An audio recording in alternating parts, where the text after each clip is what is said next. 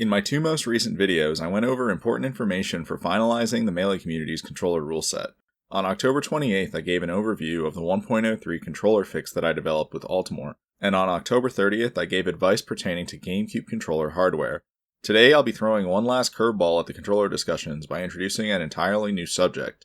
In the box manifesto, there's a chapter called Notch Integrity, which goes over the implications of situating the four corners of the Gamecube controller's gate atop certain coordinates. To be clear, this chapter is not referencing Wavedash and Firefox notches, but rather the notches the Gamecube controller comes with. A little known fact is that these notches can be adjusted in order to make certain techniques more accessible. What's more is that the Phob makes it possible to calibrate these notches, and so this information is more relevant than ever. This video will serve as a guide for how to calibrate your Phob according to your preferences. I'll start by going over the default notch locations. As I've explained in my other videos, competitive Melee should have its four cardinal directions modded to guarantee the value of 1.0. This is always the best value when pressing along the rim of the stick, and so there's not much to discuss here. However, the four corner notches are major points of interest. These notches will be the focal point of today's video. The intended coordinates for the corner notches are 0.7 on both axes. The first notable aspect of these coordinates is how they relate to trajectory DI. The vast majority of attacks in Melee use a trajectory called 361, which sends airborne opponents at a 45-degree angle. Because the best way to DI is by pointing perpendicular to the attack's trajectory, these coordinates are ideal against attacks with trajectory 361. Calibrating your Phob for these coordinates is recommended if your goal is to have the best DI, as Gamecube controllers tend to have some variance when it comes to these notches. The rest of this video will explain why there's merit in shifting your notches away from this area entirely. As you can see in this diagram from the manifesto, there are actual techniques in the vicinity of the four corners, and so adjusting the corners will make these techniques more accessible. I've learned more about this subject since I wrote the manifesto in 2018, and so this video will serve as a full overview. The first special notch I'll be going over is located in quadrants 1 and 2. This notch allows you to pinpoint up forward tilt as well as avoid tap jump. As you can see, the tap jump range takes up the majority of the northern region of the analog stick. From there, up forward tilt makes contact with the rim at 4 separate Y values. By calibrating your Phob to pinpoint these Y values, you gain easy access to this technique. I recommend calibrating to 0.6375 in order to give yourself some leniency. The up forward tilt coordinates are notable in that they allow you to perform a quarter circle pivot and end up in these coordinates. This can be used to perform a pivot up forward tilt. Something else to keep in mind is that characters without directional forward tilts will have this input converted to a regular forward tilt, which is valuable for characters like Sheik. The next merit in these coordinates is that there is a thin range which allows you to perform an up B without tap jumping. This range is normally unrealistic to pinpoint, but notching for it makes it possible. Characters like Fox and Falco can take advantage of this because their up Bs don't cause them to lose their double jump until takeoff, and so getting hit out of the startup animation means still being able to double jump afterward. The rest of the notches I'll be showing you are located in quadrants 3 and 4. Before I get into these notches, something I'd like to point out is that shield drop ought to be modded for competitive play. As I've expressed in my other videos, I'm in favor of a shield drop range that's maximized downward, which is what's used on 1.03. Whether you're playing on this shield drop range or UCF shield drop range, both of these mods make it so that shield drop overlaps with jab cancel.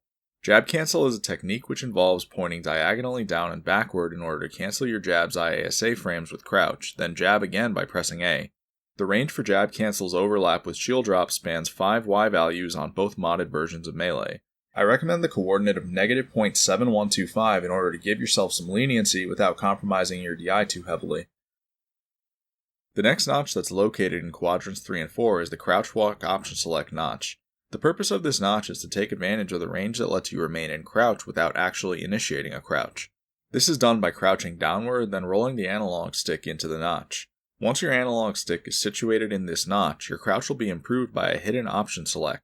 If your opponent hits you from crouch, you'll not only ASDI down, but also begin walking toward them after your landing lag completes. This is useful because walking toward your opponent counteracts your horizontal knockback, which is the only knockback you'll have left. The Crouch Walk OS can help close the gap between you and your opponent so that your counterattack is within range of them. Although the range that lets you remain in crouch is greater than what's being shown, I'm highlighting the coordinates that overlap with shield drop.